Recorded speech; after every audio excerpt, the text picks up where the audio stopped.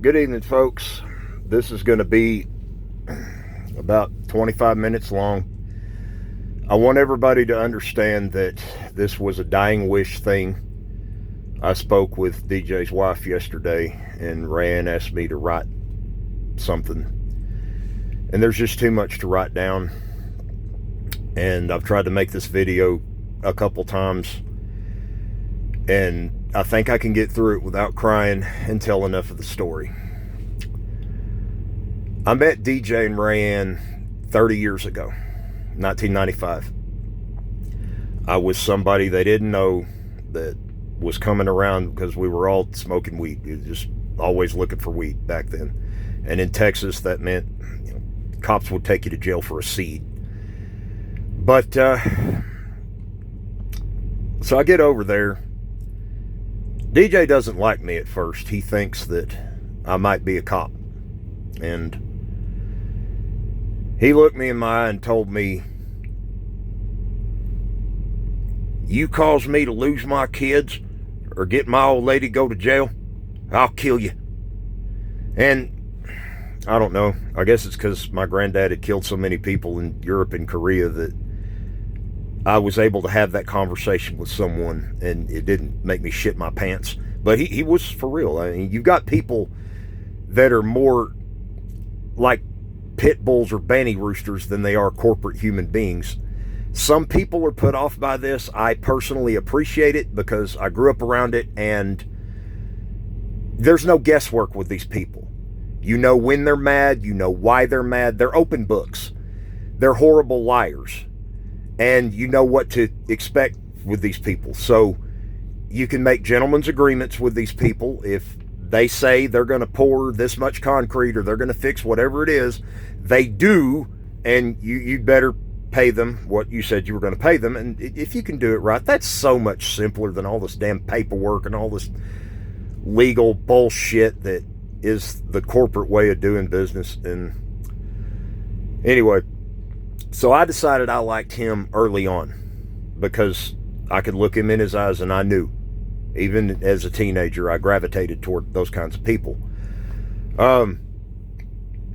At some point, he decided he liked me, and back then, if you knew him, that meant that I'd turn my head to get a joint for somebody, and then my hair on my legs would catch fire. I'd turn, "Ow!" And he's over there just laughing his ass off at me because he'd been sticking a lighter to the hair on my legs. And I'd ask him, "Why you gotta fuck with me?" "Because you're fuckable," is what he'd tell me, right? Just smile his ass off. But he took me aside, and he's the one that taught me how to push a truck up underneath a tree limb and hook a come along over a tree limb and pull the motor out that way. You didn't necessarily need a cherry picker. My dad taught me the high-tech way of doing it. DJ taught me how, well, there's a term for fixing things that way. I think he can go to jail for it now, but baling wire and duct tape and stuff. He taught me a lot of that. And he worked at, back then he worked at what used to be Carl's Sausage and Whitewright, and he scant hogs. And he would come home and he would tell us about the corporate lady, the boss lady. She'd come down there, and she was one of these, real clean types, and it's a kill floor. So DJ didn't want to fucking deal with her, so he'd have entrails in his hands. He'd start dancing around. "Everything she touches turns to shit. Everything she touches turns shit. She's got them cold, rotten teepees and nitty-bitty tits. Everything she touches turns to shit. Every man she meets, she sucks his dick. Oh, my Lord, every man she meets, she sucks his dick. Yes, she does. No, she don't spit, she swallers. And then they hoots and hollers. Every man she meets, she sucks his dick." And that lady would leave the floor immediately, and DJ could virtually do what he wanted to. Well, a buddy pulled up one day with 2 hogs in the back of the truck, and I'd never skinned one before. So a buddy's girlfriend climbs a tree, puts some ropes under. They had this thing that they welded out of a piece of pipe and some hooks, and they pulled this hog up, and DJ said, "All right, get in there and teach me how to do it." And I got this fish fillet knife, and I'm like, "What is this?" "Don't think about it, boy, just get in there." And he's whooping the steel, and the skin just starts flying off that hog like a fucking robot was doing it, man. The entrails and the assholes just come flying out of that hog like, you know, a whirlwind was getting after it. DJ, though, you know you love it, bitch. He's really getting into it. And he showed me what was what, how you could survive doing that. And I remember coming in the house, and my mom was, you know, Order of the Eastern Star, went to church all the time, upper class, high society person, and she seen me come in with 2 Walmart sacks with a fresh hog shoulder in it. Hey, Mom, let's put this deep freeze. I got hog shoulder. Want some hog shoulders? She's just like, filthy. But she told me put it in deep freeze, and later she told me she was glad that I did that because she still got old school values. Basically, I feel like the era of people with 1920s and 30s souls has officially died with DJ. He was one of those people. His education came from his grandma. He was old school. And so every time I hear that song, we was 13 kids and a bunch of dogs, house full of chickens and a yard full of hogs, spent the summertime cutting up logs for the winter. You know, it makes me think of D Jay Hendrix. And so he sent a picture into High Times magazine where he had his face up over like this. This is in 1995, October 1995. And you did not grow weed in Texas back then. And we're sitting around the table at his dad's house. His dad's like, y'all smoking that goddamn dope? And I'm trimming those fucking Christmas tree buds. And he's telling me how I just let it grow up straight to the cola. And he taught me, he exposed me to that. People talk about it. No, he was really about it. But I had no clue until it come down. He trusted me and he took me in like a son or a little brother. And I don't know anybody that was together for as long as Rayan and DJ was. I've had 3 divorces. My dad had 2 divorces. I never saw either one of them with anybody else. There was no talk of it. And they had a lot of children.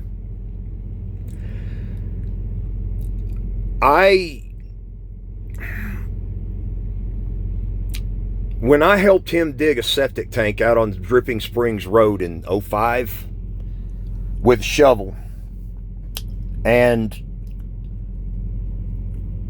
I don't know, we were changing a tire one day out in front of my dad's house. DJ was the kind of guy that would drop whatever he was doing to help you. He talked shit the entire time. Tell me, Boner, you're a highly educated idiot. Oh, there's the elephant in the room right there. I got the fucking name.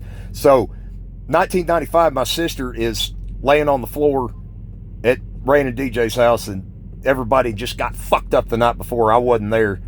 And so, the story I got, that she was laid up with a friend on the floor, and Rayan wakes up. Who's that he's in the floor with? Because she barely met Kathy, and DJ's barely awake. Oh, that's Boner's sister. Boner. And from that day, everybody, all the dentists had called me fucking Boner. That name followed me to the fucking prison system. And motherfucker, DJ. And so, anyway, we're changing a tire, and my dad's got an air compressor. So we go over to my dad's house, and I was taught you take the tire over your head and hit it down on the rim. I didn't know what DJ was about to do. I'm looking down at it. He takes the rim and puts it over his head and beats the tire into his feet to set the tire, and he puts this scar right here. He busts my skin open, hitting me with a damn rim. I didn't go down, but he just taught me how to do things without money. And he would drop whatever he was doing to help people out like that. But he would talk shit the entire time, but he still did it. And there was never a time where if I needed a roof over my head, even for the night, that I wasn't welcome in that house. And what he would always say was, my grandma told me you better not turn nobody away. You might be turning away Jesus. And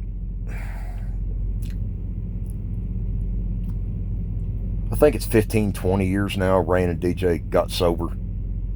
And I'll let them tell you about how much, I'll let them tell you how much drugs they did or who they were involved with or what.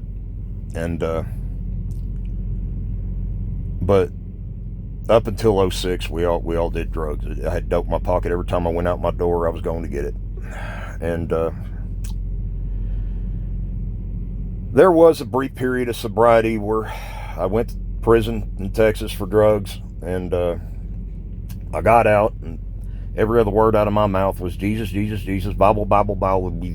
If you want a seminary grade theological education, the kind your preacher's supposed to have, and you don't want to spend the $20,000 per semester that Bob Jones University or Moody Bible Institute's going to charge you, you could go to prison in Texas in the 1990s and it was all there for you. I had a Strong's exhaustive concordance of the Bible. We had theological discussions. You got to study the Greek and the Hebrew. And anyway, so I get out and I'm not on drugs. Rand and DJ were. So I spent a lot of time helping their kids with their math classes, taking them to my mom's Sunday school class, taking them to my church with me.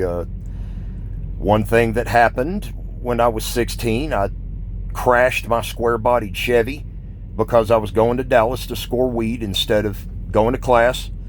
And I thought that might happen to a couple of these kids, so I taught them how to drive. The ones that couldn't reach the pedal, I put them in my lap and I showed them. Two of them, after I'd worked with them, parallel parking, stop signs, who has the right of way, everything, one little thing after the other. I was a CDL driver and an aspiring race car driver at the time. So I taught these kids how to drive. Once I knew they had it, and I knew how to talk to them, I knew how to reach them. One of them was 14 and one of them was 12. I took them to Dallas on a Friday night and got out right around where Children's Hospital was. One went south to the 635 loop back, and we pulled over, stopped somewhere, and the other one did Chinese fire drill. So a 14-year-old and a 12-year-old drove in busy Dallas traffic and didn't wreck my fucking car. So I knew if they cut school and went to Dallas score shit, they weren't going to tear up nobody's car and they weren't going to die. Teach these kids something, right? And, well, you know, I ended up back on drugs not too long before, so I really wasn't a good example to the kids. But I just did that because I knew that DJ and Rand would want me to, since I wasn't doing the dope. And, you know, anybody that ever gets off of drugs, somehow they had to find their way out. Nobody could really step in and intervene and put them somewhere. And you can't make somebody else get off of drugs. And this despairs so many families. But Rand and DJ found their way out, and they were sober 15, 20 years before he died this morning of COPD. And I will let someone else tell you what God and Jesus did for all that. I have my own experiences. It's not my story to tell. But they found their way out. I did too. I've been off the shit 20 years. You know,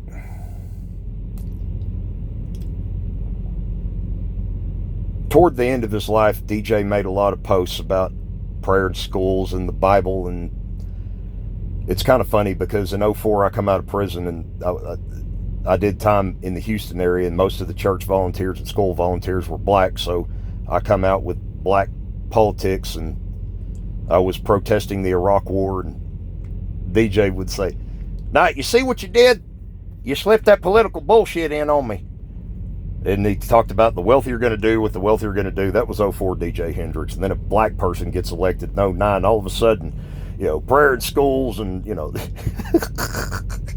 I don't know, all these Republican values are all of a sudden very important to DJ, and I'd give him hell about that. But I remember jumping up underneath that old Dodge pickup he had when he'd get it stuck out at Carpenter's Bluff, and, you know, pulling him out of the mud, and just all the fun we had out at the river, and teaching the kids how to dive, and, you know, Annabelle hanging from the damn trapeze that we'd set up for high diving And she was like scared shitless and wouldn't let go of it. Boy, she got over her fears quick. That was a fearless person as she went on through life. But every one of their kids, they grew up, they knew what struggle was, they knew what hunger was, they knew what food stamps were, they knew about packing up everything in trash bags and moving from place to place. Ran and DJ got a grip on that when they got sober 10 years ago. I went and visited them in the same place they live now. And all of their kids grew up to find their way into decent, higher paying jobs. They've graduated some parts of nursing school. They figured out their way through life, and they're independent women. If there's a man in their life, they're there because they want him there. And there hasn't been a hell of a lot of drug addiction among them. Usually kids that grow up in houses like that, they end up in and out of jail. Not these kids. These are some tough, intelligent kids. And I say kids, most of them are in their 30s now. But I'm proud of them, every one of them. And I don't know. Over the last few years, when I would call, FaceTime him, he would talk about A-Bait, and he would talk about the Legion, he would talk about the smoker, because he could cook. Boy, could he cook. And he would talk about how he would make whiskey. I never tasted any of it. I've been living on the road since 2019. And him and Rayanne never looked happier. Last time I saw him, we was up at the Legion having beer, singing karaoke. And that's the only view my wife ever got of D Jay Hendrix, was a 15-second video where me and Ray and DJ singing, just at a bar, drunk. Yeah, it pisses you off, but I'm just at a bar drunk. That's who I'm with. Never met him. But been kind of distant the last 10 years of my life, and I'll say this. I'm really the wrong person to talk to about this subject. Don't approach me about this subject. I can't not piss people off. I spent too much time reading and studying the Bible without the influence of preachers on TV, so I'm not like you. My church experience has been different. You don't want to hear what I got to say. But in this case,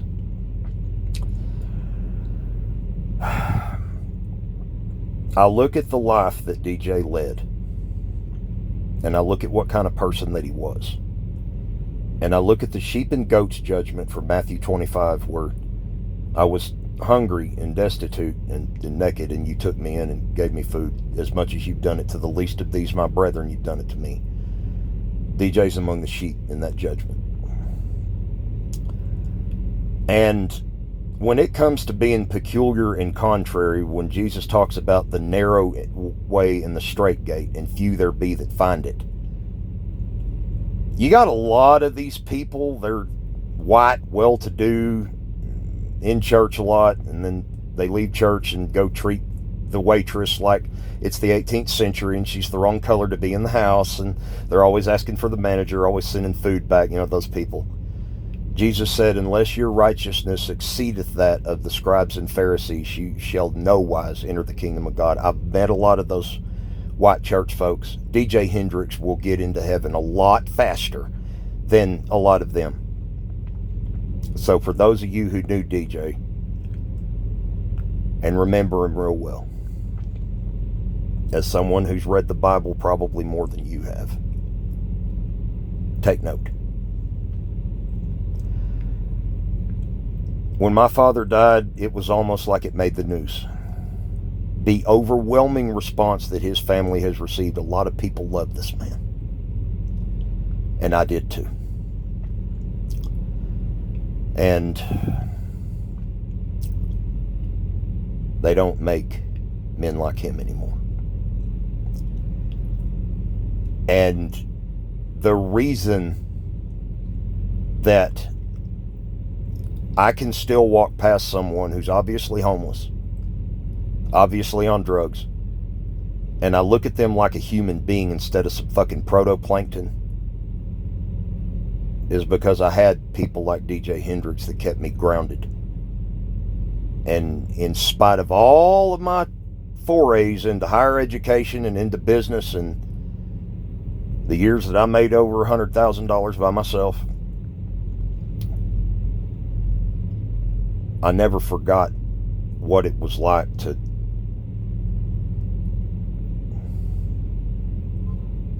struggle through virtually what the Great Depression must have been like. And I don't know. The old man was covered in tattoos and scars, some he got from prison and some from bars. Made his living working on old junk cars in the daytime. The neighbors said we lived like hicks, but they brought their cars by for Paul to fix anyhow. Old wood stove, no natural gas. If that ain't country, I'll kiss your ass. If that ain't country, it'll hair lip the Pope. I'm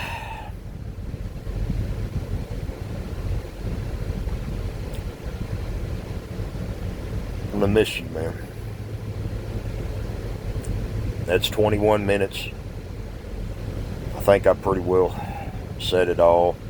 If I miss something, we can talk about it when I go visit the family, as rarely as that is anymore. I don't set foot in Sherman Denison if I don't have to.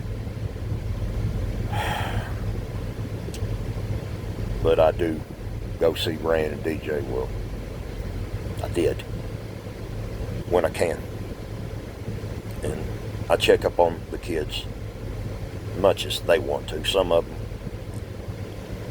you know, I guess they decided they don't like me. It's fine. They're adults. They make their own decisions. I'm proud of them still. I'd be tickled shitless to see them. Any of them. No love loss here. I love y'all. Gonna miss you all.